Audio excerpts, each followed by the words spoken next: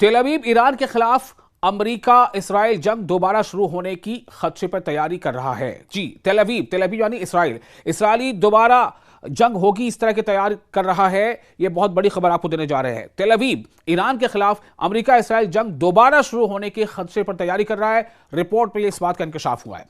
Israel खुद को इस बात के लिए तैयार कर रहा है कि वॉशिंगटन और तेहरान यानी अमेरिका और ईरान के दरमियान मुज़ाकरात यानी डायलॉग, बातचीत अगर नाकाम हो सकते हैं और ईरान के खिलाफ मुकम्मल जंग दोबारा शुरू हो सकती है। यह बात इसराइली चैनल 12 ने 30 अप्रैल की एक रिपोर्ट में दी है। रिपोर्ट के मुताबिक इसराइली फौज को हाई अलर्ट पर रखा गया है और आला सतह पर मुसलसल अहम मुशावरत जारी है। चैनल 12 के मुताबिक तेल अवीव इस इम्कान के लिए तैयारी कर रहा है कि बातचीत अगले हफ्ते ही खत्म हो सकती है। काबीना के अरकान को, कैबिनेट के जो मेंबर्स हैं उनको बताया गया है कि अमेरिका ईरान की बंदरगाहों यानी पोर्ट्स और स्ट्रेट ऑफ हॉर्मुज का जो ब्लॉकेड उसने कर रखा है, नाकेबंदी को मजीद सख्त करने के लिए ईरान की तवानाई तनसीबात पर फौजी हमले कर सकता है।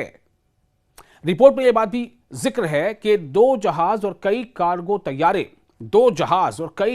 तैयारे यानी सामान ढोने वाले जो प्लेन्स होते हैं, कार्गो तैयारे इसराइल पहुंच चुके हैं, जिनमें हजारों फिजाई और जमीनी हथियार और तकरीबन 6,500 टन फौजी सामान, जी हां 6,500 टन फौजी सामान शामिल है, जो ईरान के साथ संभावित युद्ध यानी मुमकिना जंग की तैयारी का हिस्सा है। यह रिपोर्ट्स ऐसे वक्त में आई है जब इसराइली वजीर दिफा यानी Israeli defence minister Israel Katz ने दोबारा फौजी कार्रवाई का इशारा दिया है।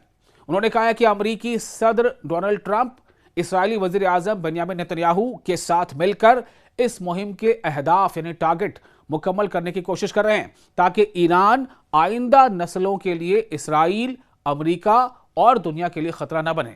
हम इस कोशिश की हिमायत करते हैं और जरूरी ताउन फराहम करते हैं, जरूरी मदद फराहम करते हैं, लेकिन मुमकिन है कि हमें जल्द दोबारा कार्रवाई करना पड़े। यह इसराइल के डिफेंस मिनिस्टर का स्टेटमेंट है। एक दिन पहले 29 अप्रैल को एक्सियोस ने भी रिपोर्ट किया था कि ट्रंप को ईरान के खिलाफ नए हमलों के मुख्तलिफ ऑप्शंस पर ब्रीफिंग दी जाने वाली है।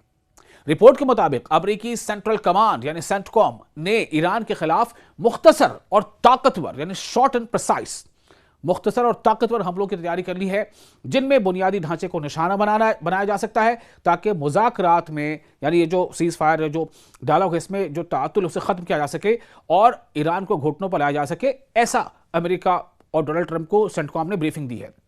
अमेरिका ने जंगबंदी के बावजूद ईरान की बंदरगाहों पर नाकाबंदी बरकरार रखी है और नई पाबंदियां भी आयद की हैं।